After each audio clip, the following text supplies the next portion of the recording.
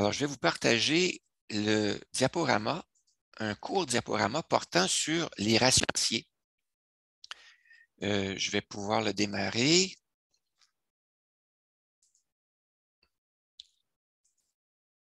Le voici. Les ratios financiers.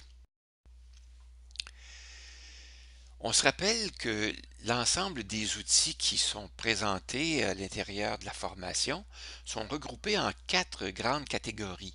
Les outils de type budget, suivi des comptes, compilation et analyse et planification financière à long terme. Dans la catégorie des outils de compilation et d'analyse, on retrouve les ratios financiers. On retrouve également l'état des résultats et le bilan.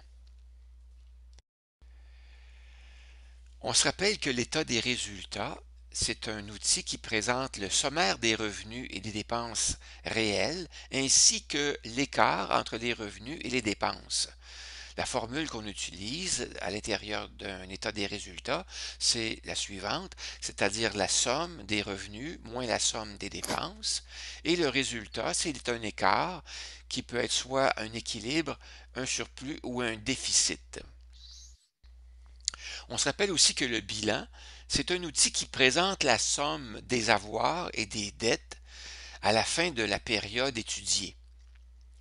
La formule, c'est la somme des actifs ou des avoirs moins la somme des dettes et le résultat, c'est la valeur nette. Les ratios financiers, ce sont des indicateurs exprimés sous forme de taux ou de pourcentage de variation annuelle des résultats.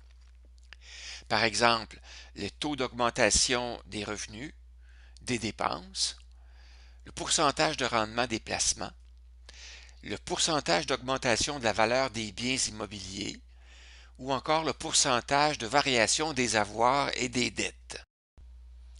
À quoi servent les ratios financiers? D'abord, à calculer et compiler les résultats annuels passés, par exemple les pourcentages de variation annuelle. Deuxièmement, ils servent à estimer les taux annuels moyens de variation à utiliser dans la planification financière à long terme. Par exemple, les pourcentages de rendement des placements à venir. Enfin, ils servent aussi à comparer nos résultats avec des données externes de même nature, comme par exemple les pourcentages d'augmentation de nos dépenses comparés au taux d'inflation.